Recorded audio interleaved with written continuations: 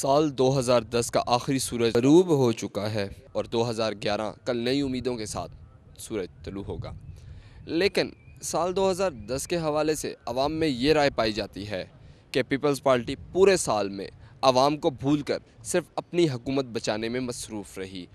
اسی حوالے سے ہم نے جاننے کی کوشش کی حکومتی اراکین سے بھی اور اپوزیشن اراکین سے بھی۔ آئیے جانتے ہیں۔ اگر آئینی ترامیم ہوتی ہے، اگر قانون سازی ہوتی ہے، اگر گلگت بلتستان امپاورمنٹ آرڈر ہوتا ہے، اگر ملک کے مزدوروں کے حقوق ان کو دیے جاتے ہیں، اگر ملک کے مزدوروں کو اداروں کا مالک اور 12.5% شیئر دیا جاتا ہے، تو یہ گورنمنٹ کا ایشو بچانے کا کہاں سے آ گیا؟ پیپلز پارٹی اسی تک و دو میں لگی رہی کہ وہ اپنے جو حلیف ہیں، ان کے کولیشن پارٹنرز ہیں، انہیں راضی رکھے اور اپنے اقتدار کو آگے لے کے چلتی رہے۔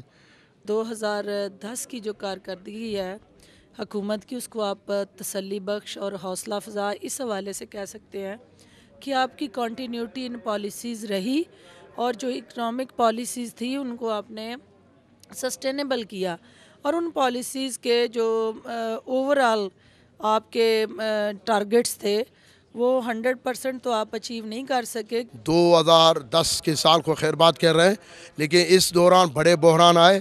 اس میں امریکہ کے ڈرون حملے، امن و امان کا مسئلہ، مسنگ پرسن کا مسئلہ بلوچستان میں، اور مہنگائی کے حد تک بڑھ گیا ہے کہ غریب آدمی خودکشی پر تیار ہے۔ یہ ناکام ترین سال رہا۔ تو ہمارے کریڈٹ میں جہاں ہم نے 18th امینڈمنٹ ہے، 19th امینڈمنٹ ہے، سال میں نیشنل فائننس کمیشن ایوارڈ ہے، اور جو سب سے اہم بات یہ تھی کہ اس کا ڈیوولوشن تھا، اور اس کو ڈی سینٹرلائز کیا، اتھارٹی کو، پروونسز کو زیادہ آٹونومس کیا۔ سال ہمارے لیے کچھ اچھا نہیں رہا۔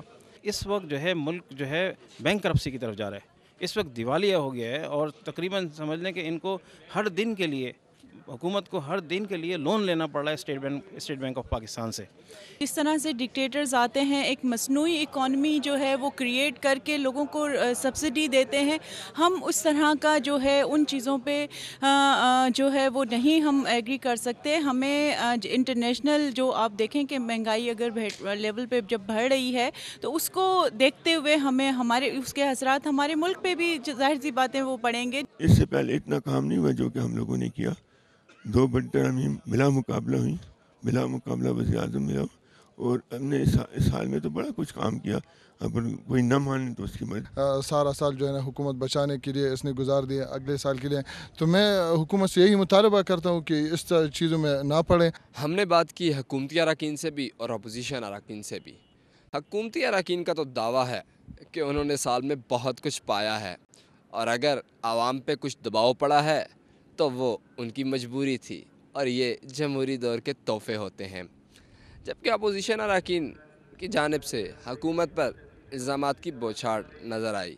کیمرہ مین محمد عمران کے ساتھ حشام چوہان، پارلیمنٹ ہاؤس، اسلام آباد۔